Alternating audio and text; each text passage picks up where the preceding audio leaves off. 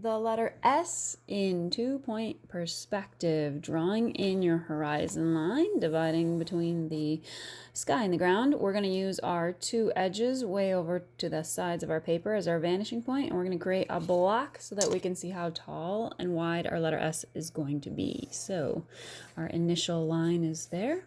I need to angle the top of it towards the left, so use the left vanishing point. Maybe go to about here.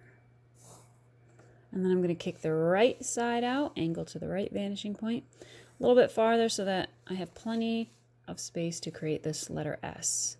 Now the letter S in block rectangles looks a little bit like the number 5, but when you combine them with your other letters, it will read like an S.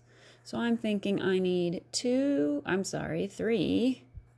of these horizontal pieces. I'm trying to keep them stacked and even. Then I need a vertical section here and a vertical section down here. So that would be what my letter S is going to look like in this space. So to me, the obvious pieces to make first will be the top and the bottom bar. No horizontals. We need to angle towards the right vanishing point since this letter is angling away from us towards the right. And there's the top bar. Here is the bottom bar. And I'm going to plot the top and the bottom of this middle bar so that I can kind of have an idea what it's going to look like. Maybe there and there. Use my right vanishing point to draw in those lines. Here and here. That takes care of that. Now we need this vertical piece in the upper left corner. Maybe go there. And we need another vertical piece in the lower right corner. Maybe about here. All right, now we're ready to erase. No Frankenstein letters. So I'm going to erase these lines that are dividing up my letter. And notice that we have space in these areas. We need to erase right around our block those lines that no longer are a part of our letter. And when I erase, I just automatically know, like, there's a corner that I'm going to have to send over here. Same thing with this one. Here's 2 corners that I know I'm going to send over here. All right, so I'm going to check those corners. And if you've been creating the other letters, when we look at this line that we first drew, that represents this hinge here.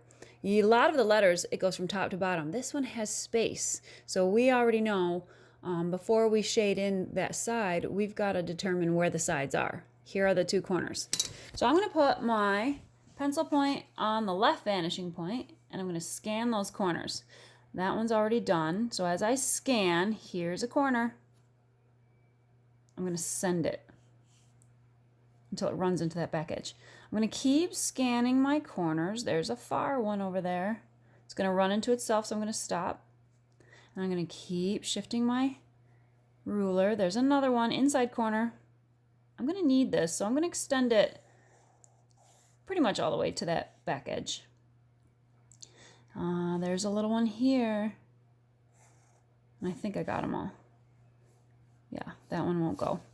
All right, so now I need to erase again. Because I erased up here and created these 2 corners, follow those back away from you in space.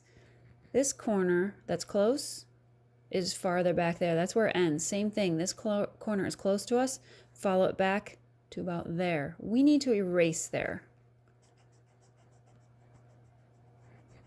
And when we erase, it sets us up to deal with another corner. That's on the left side of our hinge. To create back corners, you got to crisscross to the opposite vanishing point. So since this is on the left of that piece here, we got to use the right vanishing point. So I'm going to use my right vanishing point, line it up with that corner. It's going to run into this diagonal line. When it runs into this diagonal line, I need to draw a vertical up and down line because I need to create a side. I need to finish this side off. So I can erase the rest of this line. It's no longer needed. And now we just need to know where to shade. So we're using a medium value on the sides. This is a side.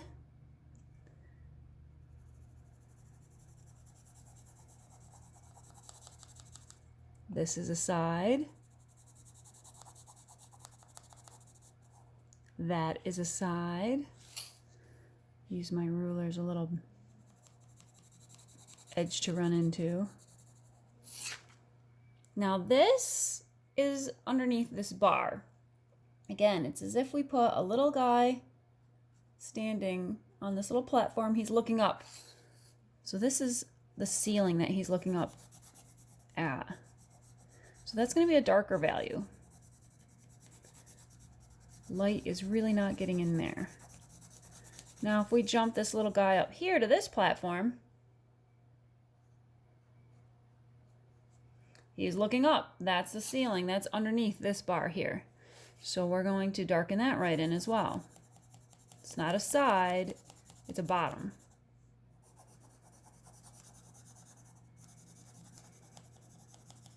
There's your letter S in 2-point perspective. But what happens if we make it a thin slice?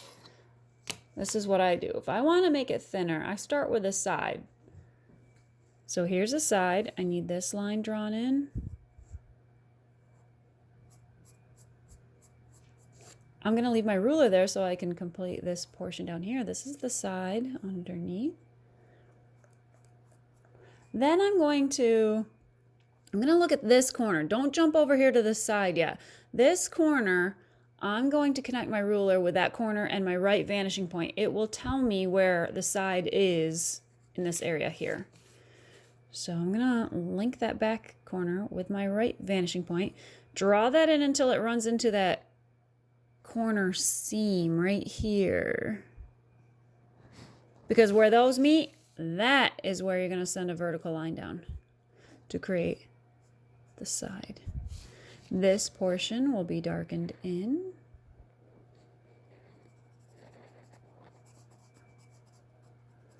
I'm not done yet. I need to deal with that. Right now that's still going farther back into space. So I want it to relate. I'm going to use my right vanishing point. Keep it there on that right vanishing point. And then you're simply going to determine how far back you want it to be. I'm going to say there. That's the back corner. Front corner, back corner, and then fill the rest of this in solidly. And I would be able to take my eraser and erase the rest of this, the rest of that, and all of this to have a thin slice letter S in 2-point perspective.